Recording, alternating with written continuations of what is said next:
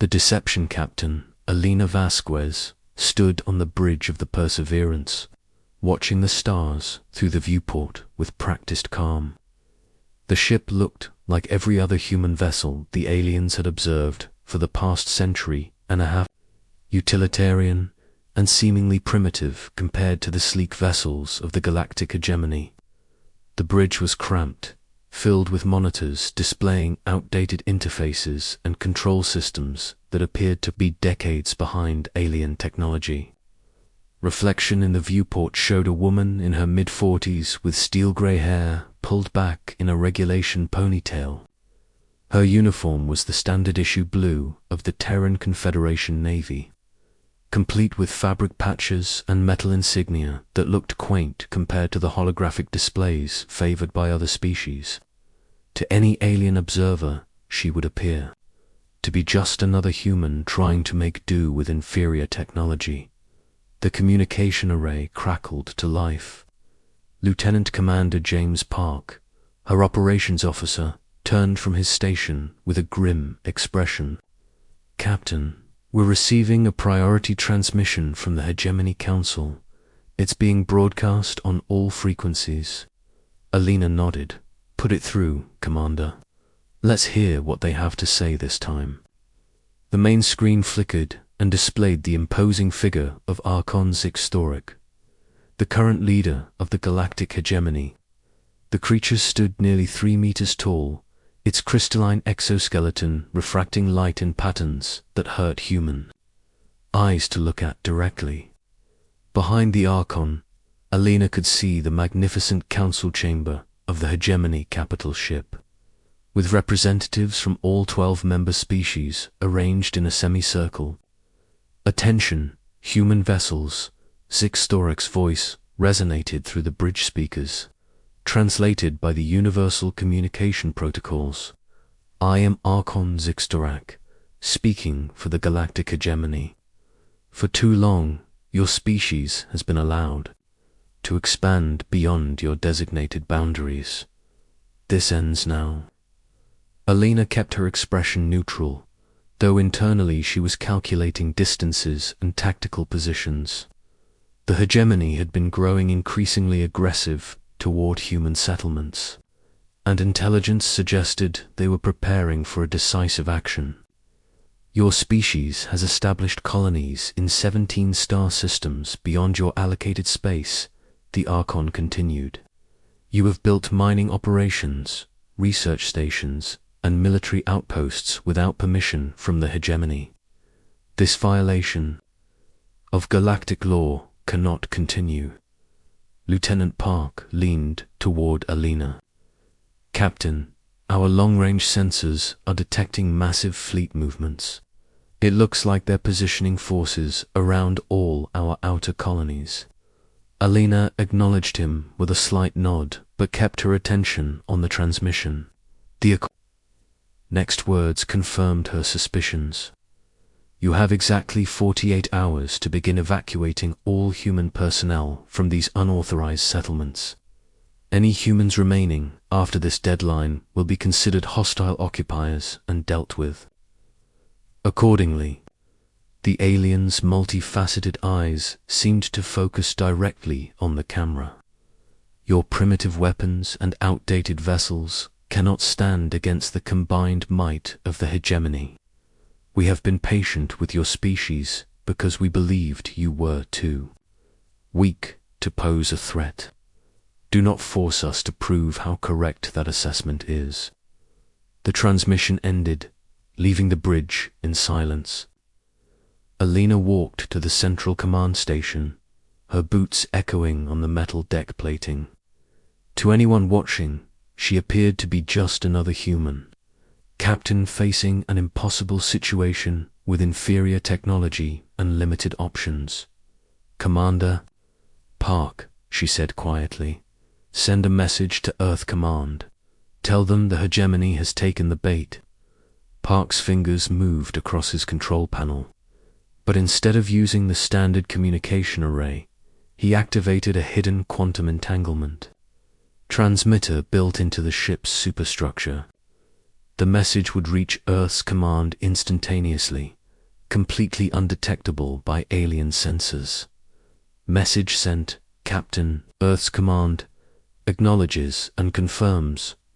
Operation Masquerade is proceeding as planned. Alina smiled slightly. Operation Masquerade had been in development for over a century, conceived by the greatest strategic minds humanity had ever produced. When humans first encountered the galactic hegemony, they had made a crucial decision that would shape the next 150 years of galactic history.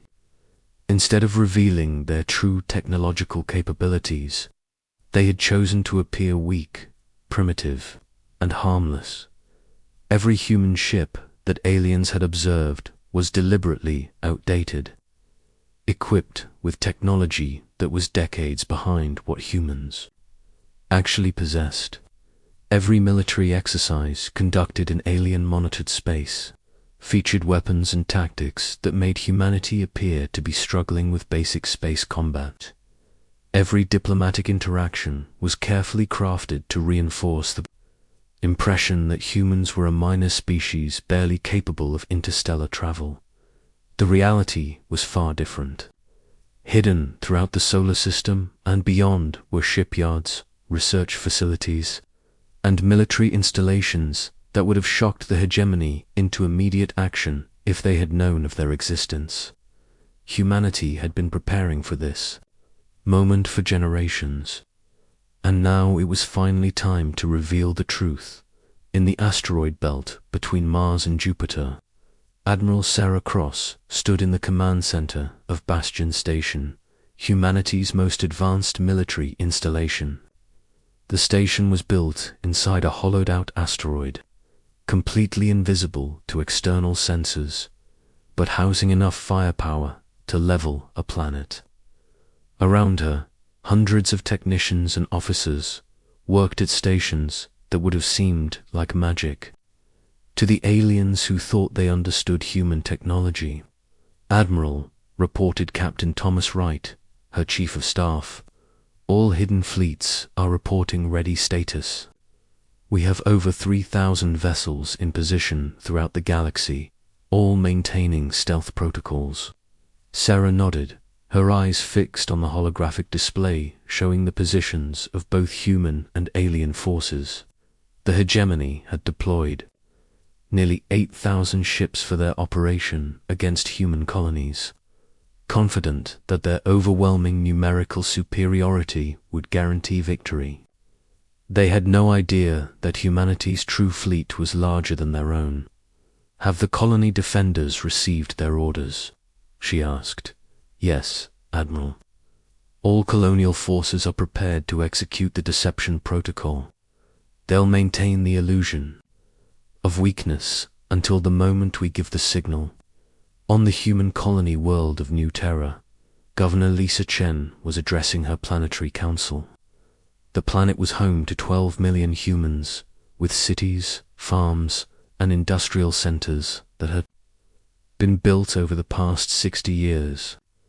To the approaching hegemony fleet, it appeared to be defended by a handful of outdated orbital platforms and a small flotilla of primitive human vessels. "The hegemony fleet will arrive in 18 hours, Lisa announced to the assembled council. "Members, our defensive preparations are complete. Remember, we must maintain the appearance of weakness until the very last moment." Council member Robert Martinez raised his hand. "Governor, are we certain this plan will work? The hegemony is bringing over 400 ships to our system alone. If something goes wrong..." Lisa's expression was confident. "The plan has been tested and refined for decades.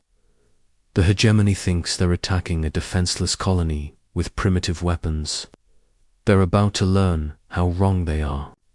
Above New Terra, the orbital defense platforms appeared to be simple metal structures bristling with basic kinetic weapons and laser arrays. In reality, each platform was equipped with technology that would have impressed even the most advanced hegemony engineers: quantum field generators, particle beam weapons, and defensive systems that could manipulate space-time. Itself lay hidden beneath facades of primitive human engineering. Captain Elena Vasquez received another transmission as the Perseverance patrolled the edge of the system.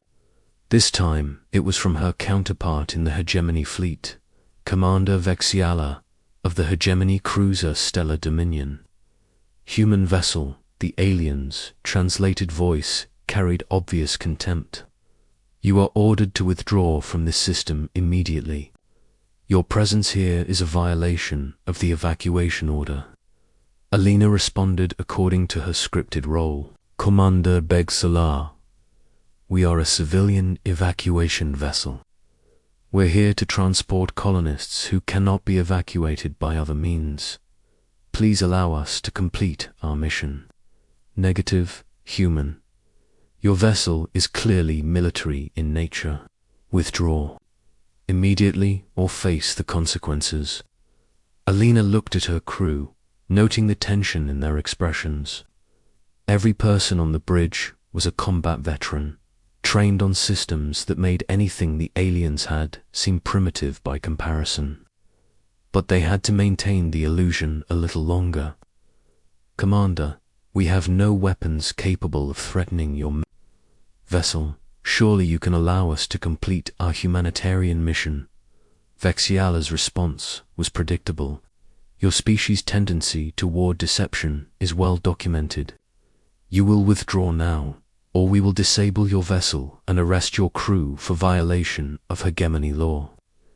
The alien commander cut the transmission without waiting for a response. Alina turned to her crew with a slight smile. Well, ladies and gentlemen, it appears our performance has been convincing. Commander Park, signal the fleet. It's time to drop the masquerade. Throughout the galaxy, the moment humanity had been preparing for over a century had finally arrived. In 17 star systems, Hegemony fleets were positioning themselves to remove what they believed to be defenseless human colonies. They expected minimal resistance from primitive vessels and outdated weapons. Instead, they were about to encounter the true military might of humanity, and the galaxy would never be the same. The awakening the moment Alina Vasquez gave the signal. The Perseverance began its transformation. What the aliens had taken for primitive armor plating slid away to reveal gleaming quantum-enhanced hull sections. The ship's apparent length of 200 meters extended to nearly 800 meters as hidden sections unfolded from dimensional storage spaces. Weapon ports opened along the hull, revealing arrays of particle cannons, quantum torpedoes, and gravitational manipulators that no alien species had ever encountered. Commander Vexiala watched in horror from the bridge of the Stellar Dominion, as sensor readings that should have been impossible flooded his displays. What is happening? How can a human vessel generate that much power? His tactical officer, a nervous Krillian named Vexmore, was frantically checking his instruments. Commander, the readings must be wrong. No human technology could produce energy signatures at this level. Elena's voice came through the communication array, but now it carried none of the deference or uncertainty it had held moments before. Commander Bexala, this is Captain Elena Vasquez of the Terran Confederation battlecruiser Perseverance. Your fleet is now completely surrounded by human vessels. I suggest you reconsider your position. As if summoned by her words, space around the Hegemony fleet began to shimmer. Ships materialized from nowhere, their stealth fields deactivating to reveal a force that dwarfed the alien armada. The human vessels were unlike anything the Hegemony had ever seen. Their hulls seemed to bend light around them, and their energy signatures indicated power systems that should have been theoretically impossible. Dr. Marcus Chen stood in the command center of the human flagship Indomitable, watching the expressions of the alien commanders on his screens. As humanity's leading expert on quantum physics and dimensional engineering, he had spent his entire career developing the technologies that were now being revealed to the galaxy. "Admiral Cross," he reported, "all stealth fields are down. The hegemony fleets are detecting our true numbers for the first time." Admiral Sarah Cross nodded grimly, and their response, "Doctor," panic, confusion, and disbelief. Their sensors are telling them things they thought were impossible. "We're detecting emergency communications across all their fleets as they try to understand what they're seeing." The human fleet that had revealed itself was staggering in its scope. Over 3,000 vessels, ranging from fast attack craft. 2 massive dreadnoughts had been positioned throughout the galaxy without the hegemony's knowledge. Each ship incorporated technology that was decades or even centuries ahead of anything the aliens possessed. Archon Zixtoric's voice cut through the communication channels, reaching every ship in both fleets. "This is impossible. Human technology cannot support vessels of this size or power. These readings must be the result of some form of deception or illusion." Alina responded from the Perseverance. "I'm afraid the only deception here, Archon, is the one we've been maintaining for the past 150 years. Every human ship you've observed, every military exercise you've monitored, every technological assessment you've made about our species has been carefully designed to hide our true capabilities." The alien leader's crystalline form seemed to flicker with agitation. "You are lying. We have studied your species extensively. Your technology is primitive, your weapons are crude, and your vessels are inferior to those of any hegemony member species." Admiral Cross's voice joined the conversation. "From the indomitable, that's what we wanted you to think, Archon. When humanity first encountered the hegemony, we made a strategic decision. Instead of revealing our true technological level, we chose to appear weak, insignificant, and harmless. It was a deception that has taken 150 years to perfect." Dr. Chen activated a holographic display that would be visible to all alien vessels. The display showed the hidden human installations throughout the galaxy, massive shipyards built inside asteroid fields, research stations disguised as mining operations, and military bases concealed within the atmospheres of gas giants. "For over a century," Dr. Chen explained, "humanity has been developing technologies that your species cannot even comprehend. We have mastered quantum field manipulation, dimensional engineering, and space-time distortion. While you believed we were struggling with basic fusion power, we had already developed zero-point energy systems. While you thought our ships were limited to sublight speeds, we had created instantaneous transportation networks across the galaxy." The display showed human vessels moving through space in ways that defied known physics. Ships that could phase through solid matter, weapons that could manipulate the fundamental forces of the universe, and defensive systems that could bend reality itself around their vessels, Commander. Vexilla's voice was barely controlled. "If you possess such advanced technology, why did you hide it? Why allow your species to be treated as inferior for so long?" Elena's response carried the weight of generations of planning. "Because, Commander, we learned something very important when we first encountered the hegemony. Advanced civilizations in this galaxy have a tendency to eliminate potential threats before they become dangerous. If we had revealed our true capabilities from the beginning, your species and your allies would have united to destroy us before we could fully develop our potential." The truth of her words was evident in the historical records. The hegemony had eliminated or subjugated dozens of species that had shown signs of advanced technological development. Only by appearing weak and primitive had humanity been able to survive and grow. Admiral Cross continued the explanation. We used the time you gave us to study your technologies, learn your weaknesses, and develop countermeasures for every weapon and defense system in your arsenal. We know more about hegemony military capabilities than some of your own commanders do. Asterisk, as if to demonstrate this point, the human fleet began to move.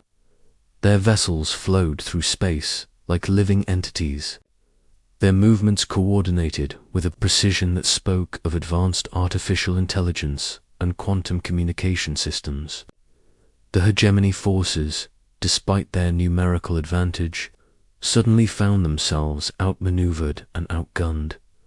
The first demonstration of human weapons came when the Perseverance fired a single shot at a nearby asteroid. The beam that emerged from the ship's primary cannon was not the crude laser or kinetic projectile the aliens expected. Instead, it was a focused stream of quantum energy that struck the asteroid and caused it to simply cease to exist. Not destroyed, not vaporized, but erased from reality as if it had never been there. Quantum dissolution beam, Dr. Chen explained calmly. One of our more recent developments.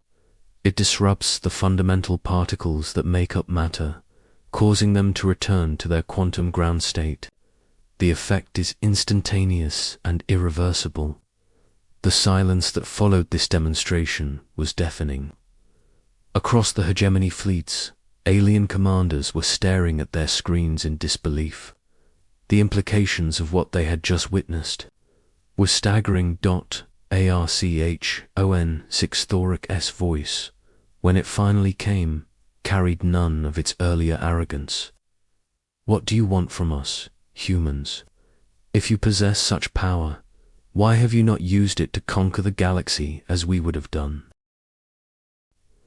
Admiral Cross's response revealed the fundamental difference between humanity and the hegemony. Because Archon conquest was never our goal. We hid our strength not to prepare for domination, but to prepare for survival. The hegemony has ruled this galaxy through fear and force for thousands of years. We offer something different. The human fleet began to demonstrate technologies that seemed to violate the laws of physics. Ships that could exist in multiple dimensions simultaneously, weapons that could strike targets across vast distances instantaneously, and defensive systems that could manipulate time itself to prevent damage. We offer cooperation, Alina added. For 150 years, we have watched the hegemony suppress technological development, limit exploration, and maintain control through intimidation. We propose a new model for galactic civilization. The holographic display changed to show a vision of the future. Collaborative research stations, shared exploration missions, and peaceful trade between species that had been enemies for millennia. It was a vision that no alien species had dared to imagine under hegemony rule. Commander Vexiala's voice was thoughtful. And if we refuse, if the hegemony chooses to fight rather than cooperate, the human fleet's response was immediate and coordinated. Every ship simultaneously activated defensive systems that created a shimmering barrier around them, then demonstrated their offensive capabilities by targeting empty space with weapons that tore holes in reality itself. Then you will face the consequences of your choice, Admiral Cross replied, but we hope it won't come to that. The galaxy is vast enough for all of us to prosper if we work together rather than against each other. The revelation of humanity's true power had changed everything. The hegemony, which had ruled through superior technology and overwhelming force, suddenly found themselves facing a species that had surpassed them in every measurable way. The balance of power in the galaxy had shifted in a matter of hours. As the human fleets held position around the alien forces, waiting for their response, one thing was clear. The galaxy would never be the same. Humanity had spent 150 years preparing for this moment, and now the future of galactic civilization hung in the balance. The age of hegemony dominance was over. The age of human ascendancy had begun.